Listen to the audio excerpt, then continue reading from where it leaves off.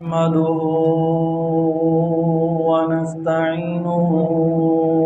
ونستغفره ونعوذ بالله من شرور أنفسنا ومن سيئات أعمالنا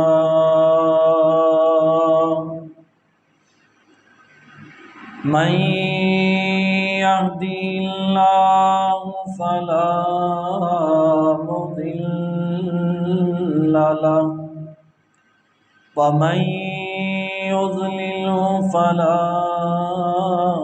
هادي له وأشهد أن لا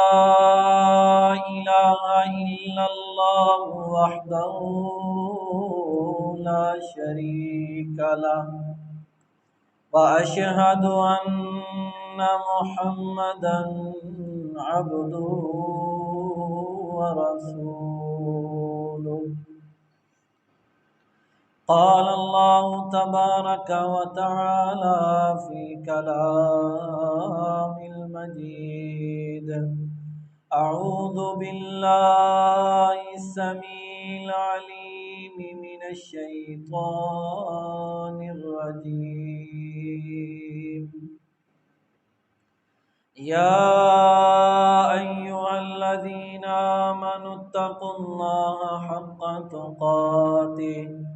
حق تقاته ولا تموتن إلا وأنتم مسلمون يا أيها الناس اتقوا ربكم الذي خلقكم من نفس واحدة وخلق منها زوجها وبث منهما رجالا كثيرا ونساء واتقوا الله الذي تساءلون به والأرحام إن الله كان عليكم رقيبا يا أيها الذين آمنوا اتقوا الله وقولوا قولا سديدا يصلح لكم أعمالكم ويغفر لكم ذنوبكم ومن يطع الله ورسوله فقد فاز فوزا عظيما أما بعد فإن خير الحديث كتاب الله وخير الهدي هدي محمد صلى الله عليه وسلم وشر الأمور محدثاتها وكل محدثة بدعة وكل بدعة ضلالة وكل ضلالة في النار اللهم صل على محمد وعلى آل محمد كما صليت على إبراهيم وعلى آل إبراهيم إنك حميد مجيد اللهم بارك على محمد وعلى آل محمد كما باركت على إبراهيم وعلى آل إبراهيم إنك حميد مجيد قال الله تبارك وتعالى في مقام آخر أعوذ بالله من الشيطان الرجيم ولا تفسدوا في الأرض بعد إصلاحها وادعوه خوفا وطمعا إن رحمة الله قريب من المحسنين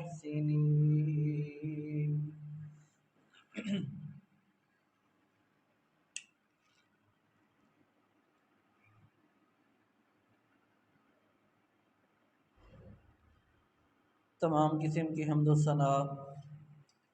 تعریف اللہ مالک الملک خالق کائنات مالک ارض و سما کے لیے، درود و سلام آقا دو جہان حضرت محمد عربی صلی اللہ علیہ وسلم کے لیے۔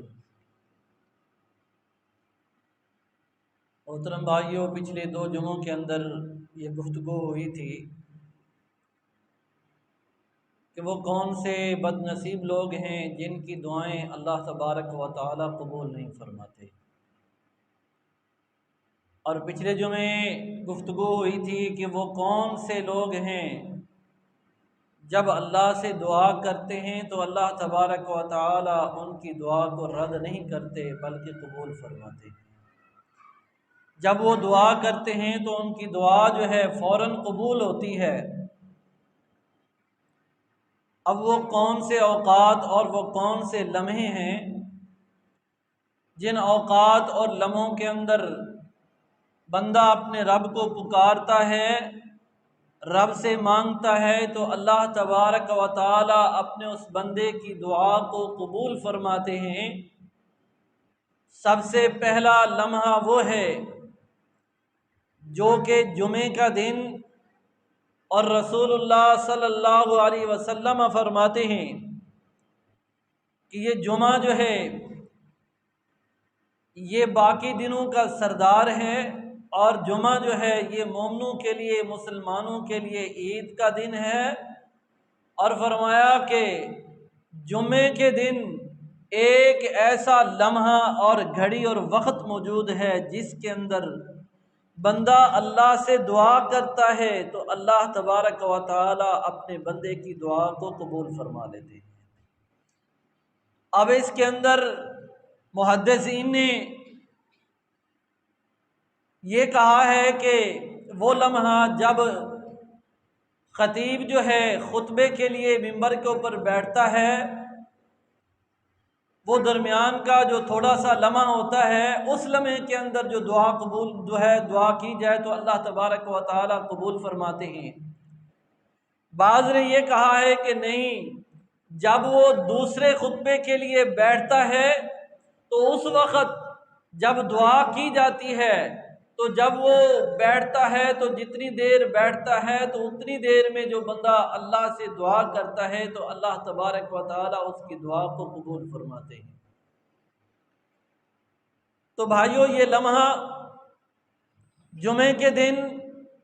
بہت ہی کم اور تھوڑے وقت کے لیے ہوتا ہے۔ اس وقت کے اندر بندہ جو اللہ سے دعا کرتا ہے، اللہ تبارک و تعالی اپنے بندے کی دعا کو قبول فرماتے ہیں۔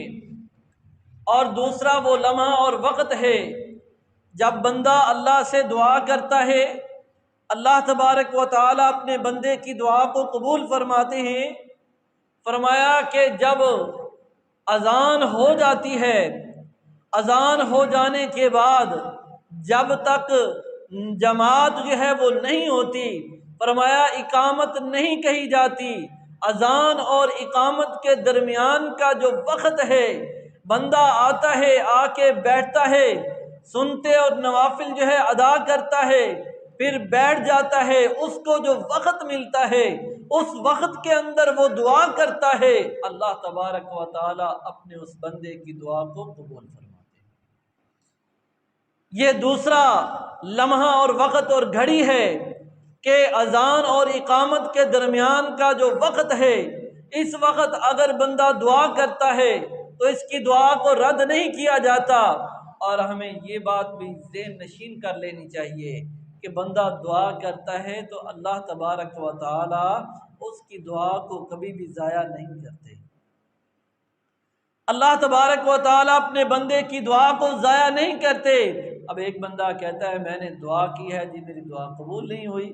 اتنا عرصہ ہو گیا ہے میں دعائیں کر رہا ہوں، میری دعا قبول نہیں ہوئی۔ بلکہ رسول اللہ صلی اللہ علیہ وسلم فرماتے ہیں قیامت کا دن ہوگا جب اللہ تبارک و تعالی کے سامنے بندوں کے اعمال پیش کیے جائیں گے، تو ایک بندہ لایا جائے گا، اس کے سامنے اس کے اعمال کو پیش کیا جائے گا۔ وہ دیکھے گا کہ میرے اتنے زیادہ اعمال، نیک اعمال پہاڑوں جیسے، وہ کہے گا کہ میں نے تو اتنے کوئی عمل کیے نہیں ہیں، اور یہ میرے اتنے اعمال جو ہے یہ پہاڑوں جیسے، یہ کہاں سے آئے؟ اللہ تبارک و تعالی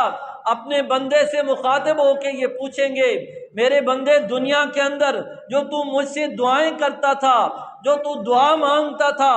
دعا تیری قبول ہوتی تھی، کتنی دعائیں تیری قبول ہوئی تھی؟ اللہ میری بے شمار دعائیں قبول ہوئی تھی، کچھ ایسی دعائیں بھی تھیں جو دنیا کے اندر جس کا بدلہ تجھے نہیں ملا تھا، تو دعائیں تو مانگتا رہتا تھا، دعائیں تو کرتا رہتا تھا، لیکن تیری دعائیں قبول بھی ہوتی تھی، اور ان میں سے کچھ دعائیں جو تیری قبول دنیا کے اندر جس کا بدلہ تمہیں نہیں ملا تھا، آج میں رب تجھے آخرت کے اندر اس کا بدلہ اور جزا عطا فرماتا ہوں۔ یہ جو تیرے اعمال ہیں، یہ جو تو دیکھ رہا ہے، یہ جو تیری نیکیاں ہیں، یہ تیری وہ دعائیں ہیں جو دنیا کے اندر تو کیا کرتا تھا۔ بھائیو، آج ہم یہ سمجھتے ہیں کہ دنیا کے اندر جو دعا کریں وہ ہماری فوراً قبول ہو جائے، اور جو ہم جب پریشان ہوں تو ہماری پریشانی دور ہو جائے۔ قیامت کے دن کی پریشانی سب سے بڑی پریشانی ہے۔ اگر دنیا کے اندر ہم دعائیں کرتے رہتے ہیں، وہ رب کہتا ہے مجھ سے مانگتے جاؤ، میں تمہیں عطا کرتا جاؤں گا۔ رسول اللہ صلی اللہ علیہ وسلم فرماتے ہیں اللہ تبارک و تعالی نہ مانگنے والے سے ناراض ہوتے ہیں، بلکہ جو مانگتا رہتا ہے اللہ اس سے کیا ہوتے ہیں؟ راضی ہوتے ہیں اور خوش ہوتے ہیں۔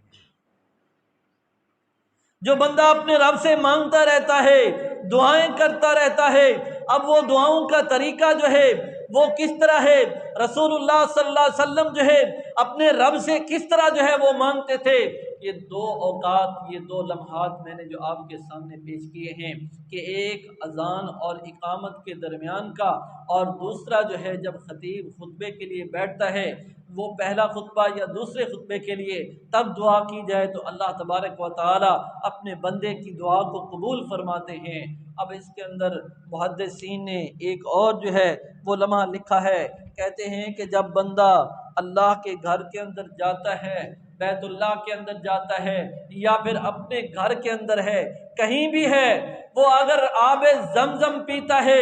آب زمزم کا پانی جو ہے جب وہ پیتا ہے، وہ آب زمزم کا پانی پیتے ہوئے وہ دعا کرتا ہے، اللہ تبارک و تعالی اپنے اس بندے کی دعا کو رد نہیں کرتے بلکہ قبول فرماتے ہیں۔ اور یہاں پہ ایک بات اور بھی بھائیوں، کہ ہمارے ہاں یہ رواج بنا ہوا ہے کہ ہم آب زمزم کا پانی اگر مل جائے تو ہم اس کو کھڑے ہو کے پیتے ہیں، کہتے ہیں جی بیت اللہ کی طرف ہونا چاہیے اور کھڑے ہو کے جو ہے وہ پانی پینا چاہیے۔ یہ کوئی سنت طریقہ نہیں ہے، نبی صلی اللہ علیہ وسلم نے نہیں فرمایا کہ آب زمزم جب پیو تو کھڑے ہو کے جو ہے وہ پینا چاہیے۔ عبداللہ ابن عباس رضی اللہ تعالی عنہ جو ہے یہ پانی پیا کرتے تھے، صحیح مسند احمد اور ترمذی کے اندر روایت آتی ہے، عبداللہ ابن عباس رضی اللہ تعالی عنہ یہ پانی پیتے تھے تو یہ پانی پیتے ہوئے دعا کیا کرتے تھے، کیا کہتے تھے؟ اللہم انی اسألک علما نافعا وعملا متقبلا ورزقا واسعا وشفاء من کل داء۔ یہ جو ہے دعا عبداللہ ابن عباس رضی اللہ تعالی عنہ جو ہے یہ زمزم پیتے ہوئے یہ دعا کرتے تھے، کیونکہ بھائیو یہ بہت زبردست دعا ہے۔ اگر ہم اس دعا کو بھی یاد کر لیں کہ اللہم انی اسألک علما نافعا، اے اللہ میں نفع بخش علم کی تو اس سے دعا کرتا ہوں، کیونکہ علم بعض اوقات بندے کے لیے وبال بھی بن جاتا ہے، اس کے لیے ازمائش بھی بن جاتا ہے، علم اس کے لیے ازمائش اور وبال بھی بن سکتا ہے، اس لیے کہتے ہیں اللہم انی اسألک علما نافعا وعملا متقبلا، اے اللہ میں عمل بھی وہ جو تیری بارگاہ کے اندر قبول ہو۔ اللہ میں جو ہے ابن عباس تو اس سے دعا کرتا ہوں کہ جب میں کوئی عمل کروں، نماز پڑھوں، روزہ رکھوں، زکوٰۃ دوں، حج ادا کروں، عمرہ کروں، صدقہ کروں، اللہ میں ایسے عمل کی تو اس سے دعا کرتا ہوں جو میں عمل کروں تو وہ تیرے بارگاہ کے اندر کیا ہو؟ قبول ہو۔ اور تیسری بات جو ہے وہ کہتے تھے